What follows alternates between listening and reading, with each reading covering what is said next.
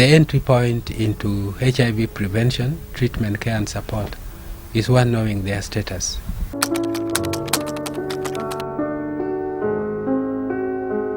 Even at this point in time, when we can actually eliminate HIV from infants being born of pregnant mothers who are HIV positive, in the year 2011, we still have 13,000 infants actually born with HIV, which we think is something that we could actually be eliminated if we had everybody cooperating.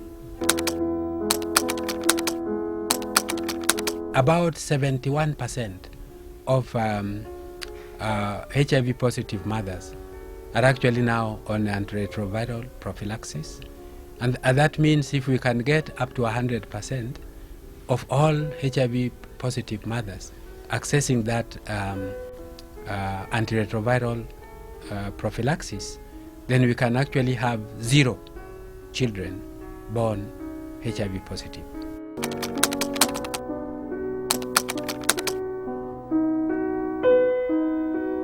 Meet Asunta Wagura, a woman who has stood by her ideals since she stepped out of the shackles of stigma, fear and denial to publicly declare her status at a time when the mention of HIV virus would send shivers down the spine of many. Diagnosed with the virus at a tender age of 22, Asunta recalls the earth-shattering conclusion from her doctor that she only had 6 months to live. The disclosure took everything away. And I also felt like I'm valueless. I don't need to live. Her dreams in limbo, her drive to clear college and get a well-paying job no longer had any meaning. Yeah, I think initially I needed to put it straight that I was not a prostitute. I didn't get HIV because I was a prostitute. And I wanted people to know, like when I received judgment from the society, from my family, they rejected me. Nobody listened to my side of the story. But at 40, with the help of improved medication, there was life at the end of a tunnel. After living with HIV 17 years, and I was on drugs, and I was implementing a program for prevention of mother-to-child transmission in Kenya. And in a group of 600 women, we could see only 5 or so kids turned positive. And I could see mothers were happy, and although I had discarded the thought of ever having a child or another child, I think it started coming back to me, and I started evaluating myself and felt incomplete. They said, no, I'll go and try. I'll use the same PMTCT and see how far I can go. And if I get a baby who is HIV negative. One of the interventions we now have in place is what we refer to as elimination of mother-to-child transmission of the virus. And all we are saying is that a child can be born HIV negative even if the mother is HIV positive by sticking to their antiretroviral regimen that has been prescribed.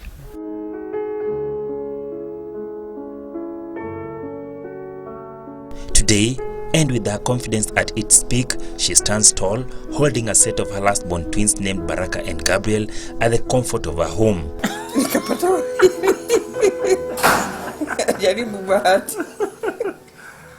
While Asunta Wagura has managed to overcome fear, denial, discrimination and stigma to bring up a family regardless of her status, several other women out there are being denied what every other woman dreams of, bringing up a family.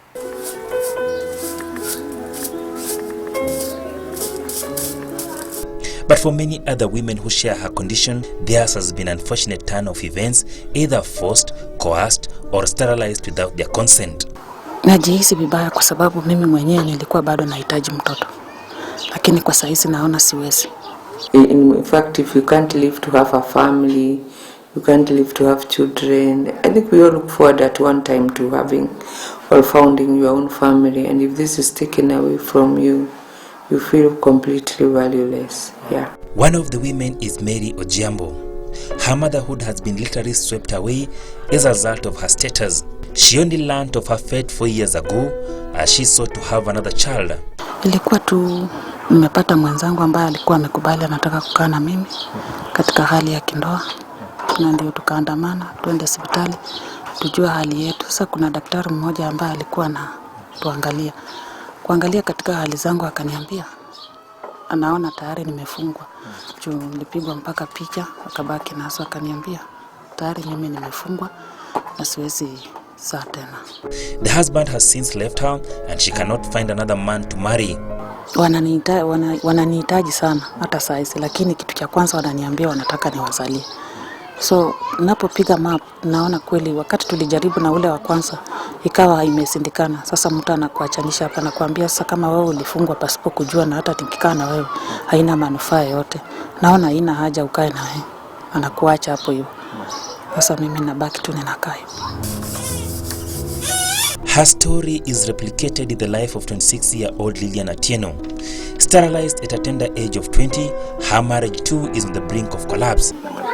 Kitu kubwa sana ni hakuna peace. Mzee wangu anataka mtoto wa kwake ambaye hatujazana naye hata mtoto mmoja.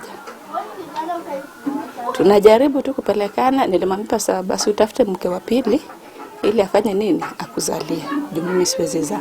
Hiyo naye ameniambia haezi wa mwanamke wa pili juu haezi ishi na wanawake wawili. Kulingana na hali yake ya kifedha, haezi accommodate wanawake wawili. So either mimi nimuondoke, huyo mwingine afanye nini? Aingie. Na kaniambia pia si ati anitaki, lakini anataka mtoto. Sasa tumeishi, lakini tunaishi maisha ya kuvurutana. Her consolation resting on hope that those responsible pay for their crimes. The women, according to African Gender and Media Initiative report on forced sterilization in Kenya, are part of the growing cases of women who have been denied motherhood because of their status. The NGO detailed 40 case studies of Kenyan women who have undergone forced or coerced sterilization because they were HIV positive.